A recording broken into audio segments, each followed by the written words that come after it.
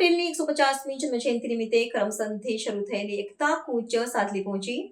સંરક્ષણ મંત્રી રાજનાથ સિંહ, ઉત્તરાખંડના મુખ્યમંત્રી ધામી સહિતના મહાનુભાવોએ એકતા યાત્રામાં ભાગ લીધો। લોહ પુરુષ સરદાર વલ્લભભાઈ પટેલની 150મી જન્મજયંતિના ઉપલક્ષ્યમાં કરમસદથી શરૂ થયેલી એકતા કૂચ વડોદરા નજીક આવેલા સાદલી ગામે પહોંચી હતી। આ મહત્વપૂર્ણ પ્રસંગે સાદલી ખાતે એક વિશાળ જાહેર સભાનું આયોજન કરવામાં આવ્યું હતું।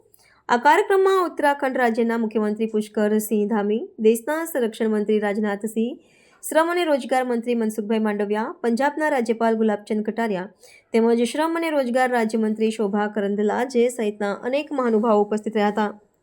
રાષ્ટ્રીય એકતાનો સંદેશ આપતી આ પદયાત્રામાં મોટી સંખ્યામાં નાગરિકો ઉત્સાહભેર જોડાયા હતા। જાહેર સભાને સંબોધતા ઉપસ્થિત મહાનુભાવોએ સરદાર વલ્લભભાઈ પટેલના દેશની અખંડિતતા અને એકતા માટેના અમૂલ્ય યોગદાનને યાદ કર્યું હતું। વક્તાઓએ જણાવ્યું હતું કે સરદાર સાહેબની 150મી જન્મજયંતિ નિમિત્તે યોજાયેલી આ એકતા કૂચ સમગ્ર રાષ્ટ્ર અને એક ભારત શ્રેષ્ઠ ભારતના સૂત્રને સાકાર કરવા માટે પ્રેરણા પૂરી પાડે છે। આ પદયાત્રા 31મી ઓક્ટોબરે સરદાર સાહેબના જન્મસ્થળ કરમસદથી શરૂ થઈ છે અને 6ઠી ડિસેમ્બરે સ્ટેચ્યુ ઓફ યુનિટી ખાતે તેનું સમાપન થવાનું છે। આ પ્રસંગે સંરક્ષણ મંત્રી રાજનાથ સિંહે સરદાર પટેલના દ્રઢ નેતૃત્વ અને દેશી રજવાડાના એકીકરણમાં તેમની અદ્ભુત કુશળતાને બિરદાવી હતી। આ કાર્યક્રમમાં મોટી સંખ્યામાં વિદ્યાર્થીઓ, યુવાનો અને સ્થાનિક અગ્રણીઓ ઉપસ્થિત રહ્યા હતા, જેમણે સરદાર સાહેબના આદર્શોને જીવનમાં ઉતારવાની પ્રતિજ્ઞા લીધી હતી। આ એકતા કૂચના માધ્યમથી સરદાર સાહેબનો રાષ્ટ્રવાદનો સંદેશો જન જન સુધી પહોંચાડવાનો પ્રયાસ કરવામાં આવ્યો હતો। डिस्ट्रिक्ट में एक दिन की 1500 से अधिक पदयात्रा का आयोजन करा गया। इस पदयात्रा के अंतिम चरण में सरदार साहब के पैतृक गांव करमसद से स्टेच्यू ऑफ यूनिटी यानी कि एकता नगर 150 किलोमीटर की पदयात्रा का आयोजन करा गया। इस पदयात्रा के 7वें दिन आज पदयात्रा बड़ौदा डिस्ट्रिक्ट से पास हो रही है। आज 80 किलोमीटर की यात्रा तय हो चुकी है। इस यात्रा में माननीय रक्षा मंत्री जी, मैं 3 दिन पदयात्री के रूप में चला। मैंने देखा सारे देश से कोने कोने से कई युवक और युवतियां इस पदयात्रा में चलने के लिए आए हैं।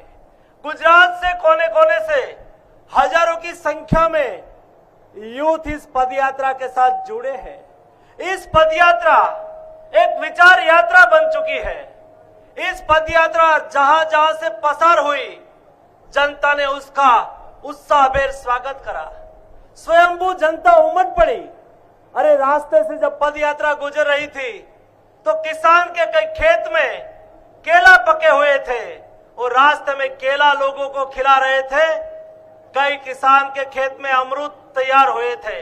रास्ता में बैठ के अमरूद पदयात्री को खिला के अपने स्वयं को पदयात्रा के साथ जोड़ रहे थे। पूरे देश की रियासतों को एक करने में भारत की एकता अखंडता को, उसको देश के इतिहास में उस प्रकार से दर्शाया नहीं गया जिस प्रकार से जिन लोगों ने देश के अंदर 60 वर्षों तक शासन किया उनको दर्शाना चाहिए था। हमारे प्रधानमंत्री नरेंद्र मोदी जी के नेतृत्व में आज देश के अंदर जहां यूनिटी मार्च निकाला जा रहा है, रन फॉर यूनिटी किया जा रहा है, तमाम प्रकार के आयोजन किया जा रहा है, सरदार साहब को सही सम्मान दिया जा रहा है। और सच में ये कहा जाए कि आधुनिक भारत के निर्माता सरदार पटेल साहब थे, तो इसमें कोई अतिशयोक्ति नहीं होगी। उन्हीं के पद चिन्हों पर चलते हुए उसी प्रेरणा से आज हमारे प्रधानमंत्री जी के नेतृत्व में एक भारत श्रेष्ठ भारत की कल्पना को साकार किया जा रहा है। आज कश्मीर के अंदर धारा 370 समाप्त हो रही है। कश्मीर से लेकर कन्याकुमारी तक भारत को जोड़ा जा रहा है।